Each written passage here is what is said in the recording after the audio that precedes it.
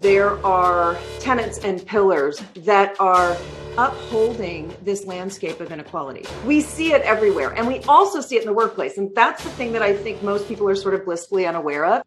In order to create a humane world for everyone, an equitable space where we can all thrive, we've got to be able to frame all of this in healing and love, and in these agreements that we're all going to work on being better, doing better, understanding the truth of the past, and not running from it. I am mixed, is what they would call it here. I am Irish American and Black American.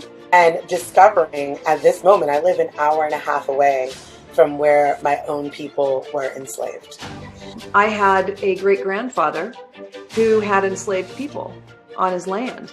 And there was a woman who was actually the nanny and raised my grandmother. And then when my grandmother got married, she was given to then raise my father.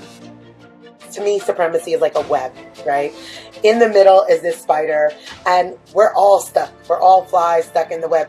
People get really nervous because they immediately go on the defense. It's not me. I didn't do this. I'm not responsible for this. I'm not upholding anything. I wasn't alive when that happened. This system came into place over greed, hoarding resources, and they would take it from everywhere, where they set up monarchies and empires. And we're just recreating that system here. The only way that we can even get to a place of learning and growing and actually changing this system is to start being aware of our own fragility.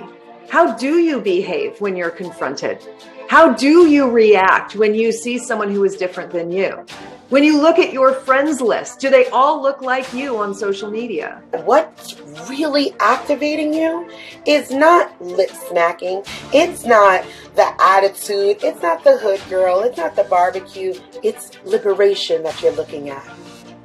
It's freedom.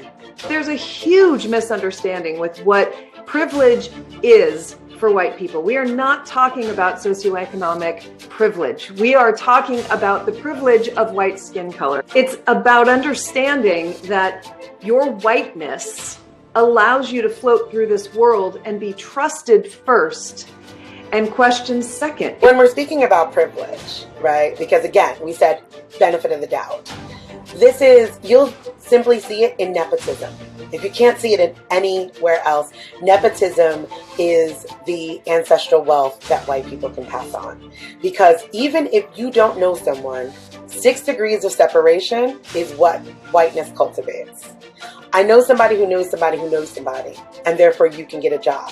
And even if that didn't get you the job, because I won't take away from people working hard to get there, it was that in. Being a part of white America means that, one, you have ancestral wealth to pass on, but you also have, which a lot of people don't realize, opportunity that the Black, brown, and indigenous communities don't have. You have the ability to step into spaces that have been cultivated over generations and generations and generations of power. I tell people healing is a journey, not a destination, right?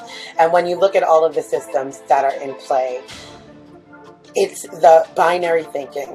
It's all like, it's the good or evil, moral or not. And to your point where you're like, you know, it's, well, I'm not using the N-word. I'm not going to a Klan meeting. And it's like, there's a full spectrum.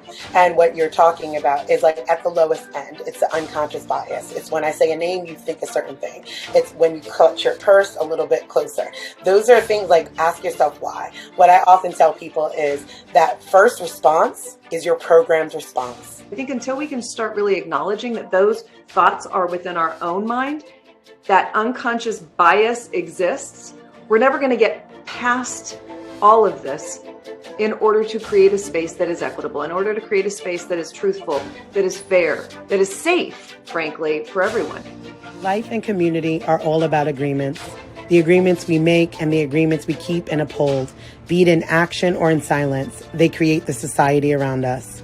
We believe it's best to heal in the open and do so collectively. And we're seeking like-minded people just like you to create these new agreements with and abide by them in truth and in love.